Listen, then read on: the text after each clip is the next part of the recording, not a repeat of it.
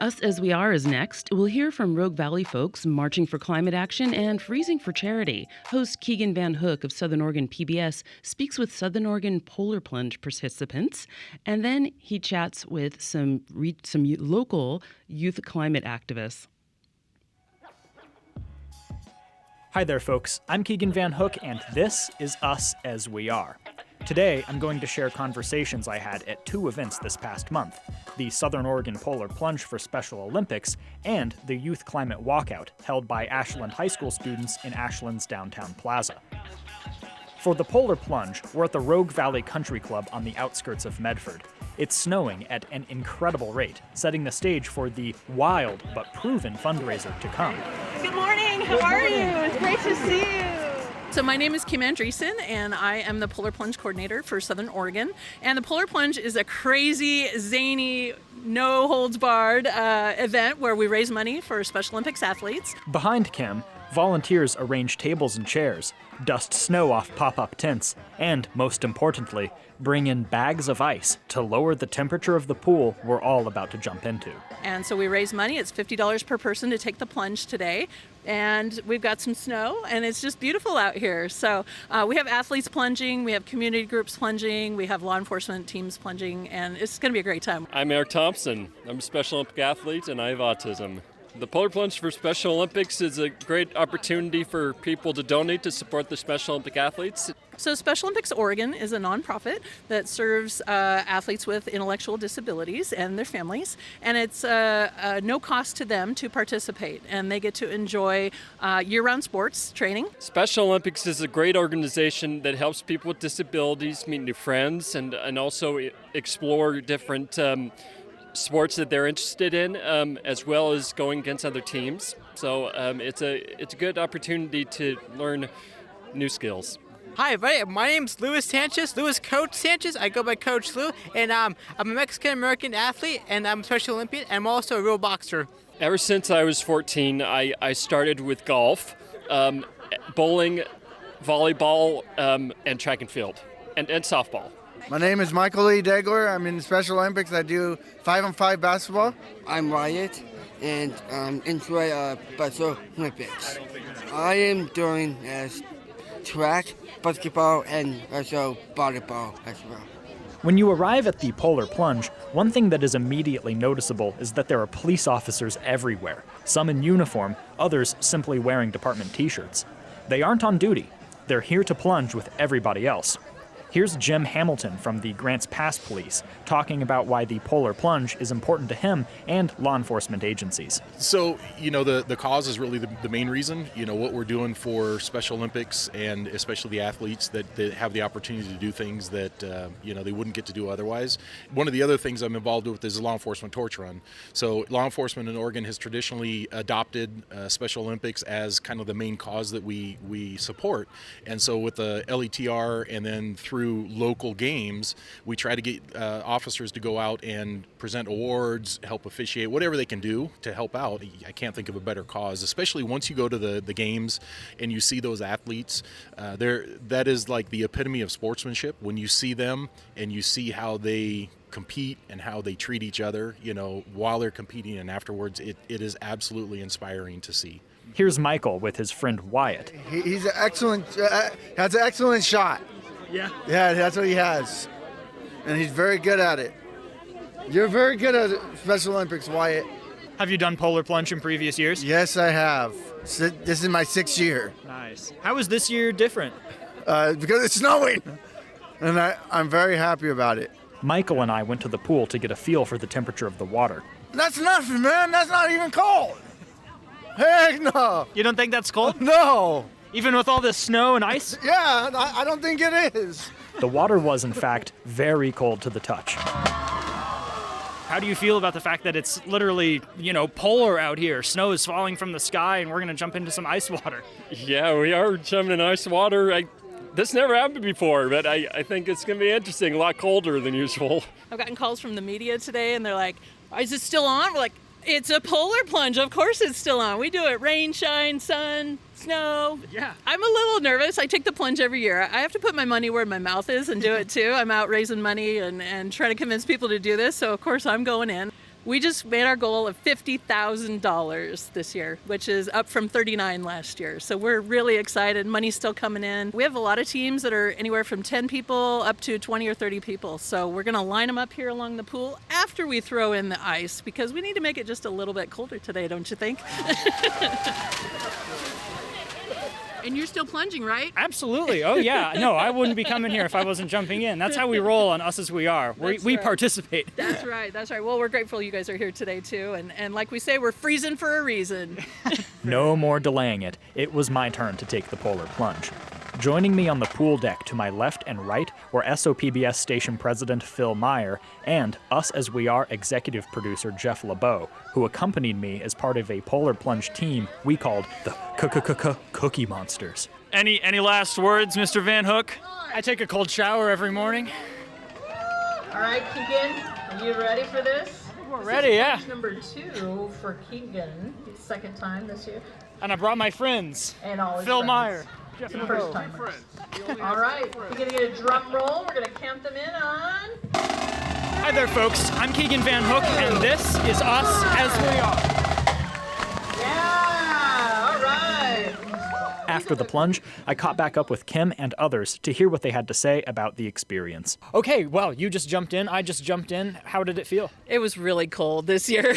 We had snow, we had rain, we had a little sun, we had it all this year. But it was really, really fun. And we blew our goal out of the water. Anything is possible if you can be committed to doing it. Just everybody take care and be kind and have some fun and spread that. Just touch each other with good things, because we really need it and we all count. All right, Kim, thanks for having us out here again. It's always a you. pleasure, and we hope to be back next year. I hope so too. It's super fun. The next set of conversations I want to share take us over to Ashland, where students at Ashland High School organized the Youth Climate Walkout. On March 10th, starting on the school campus, a group of several hundred teens marched with signs through the streets to the downtown plaza, where they held a rally demanding climate change action from the city of Ashland and society at large.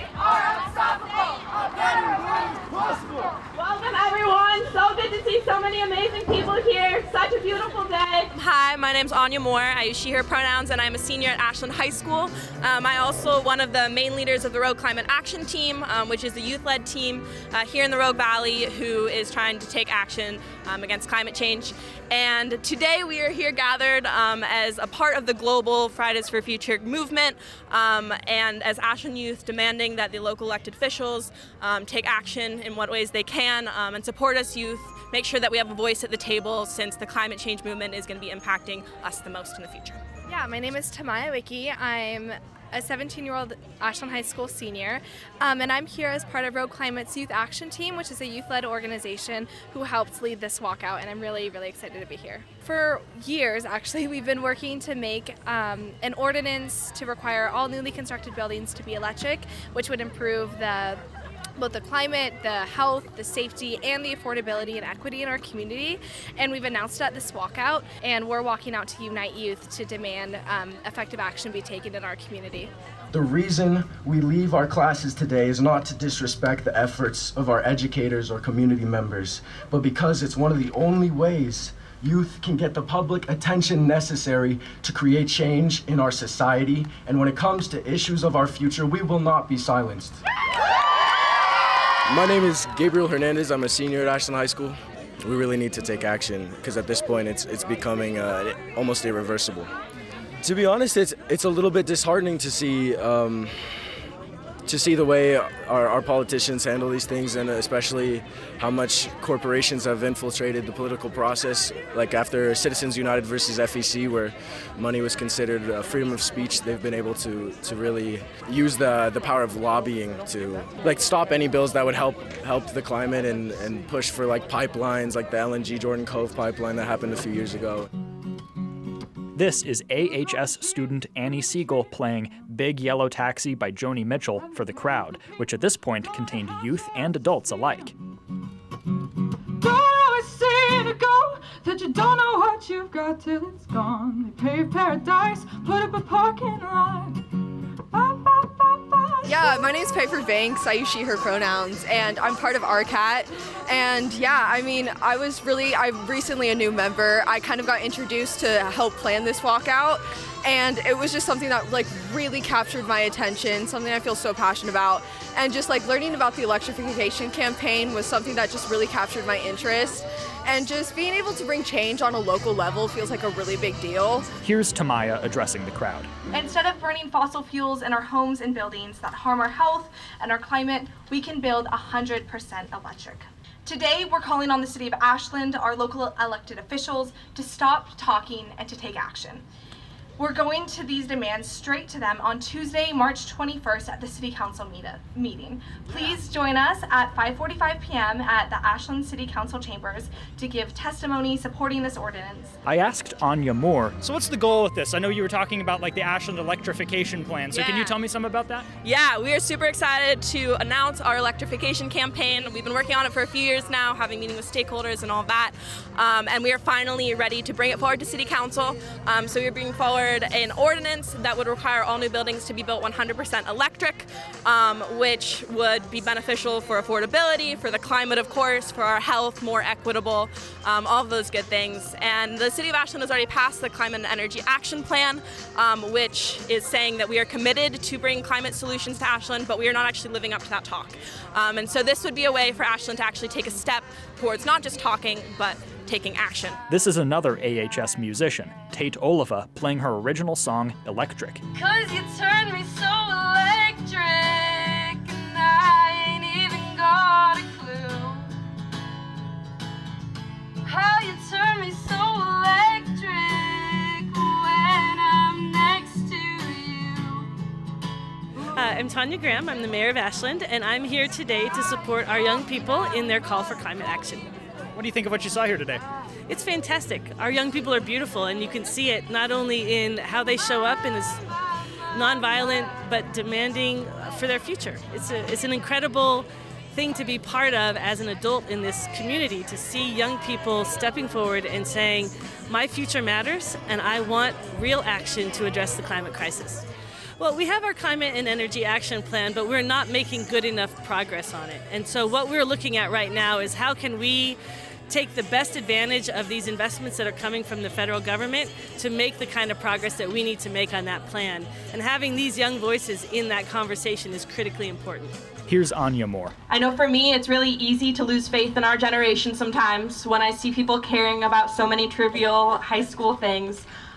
But these are the people who are here, who showed up, who are willing to skip class and come and talk and attempt to make a difference, and that is powerful. Tamaya describes how she felt after the rally was nearly finished. It's so empowering. I was getting so emotional speaking up here today because I hand out my little flyers and tell the people in my government class to come, but I don't know like how much they care, and then watching people come and walk and chant and stay is really uplifting. Like, okay, this is the generation, this is my generation, and these are my future colleagues, these are my peers, these are my allies, like this is my support system, and we're really here making change.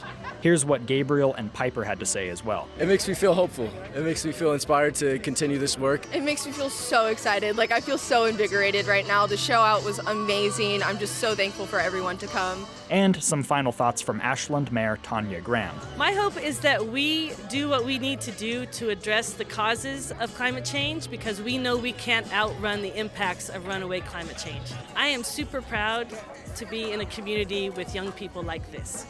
Later in the month, on Tuesday, March 21st, the students we talked with at the walkout attended the Ashland City Council meeting for the public comment period and shared the sentiments expressed here with city leaders, and, in an official context, proposed an ordinance to make the future of Ashland fully electric. The ordinance for Ashland is based largely on a similar ordinance previously passed by the city of Eugene. If you'd like to learn more about this story, or the Southern Oregon Polar Plunge, and see what else I got up to in the month of March, I encourage you to tune in to SOPBS tomorrow, Saturday night at 7 p.m. for the premiere of a new full episode of Us As We Are. You can also find it at sopbs.org/usasweare. Thanks for listening. I'm Keegan Van Hook from Southern Oregon PBS.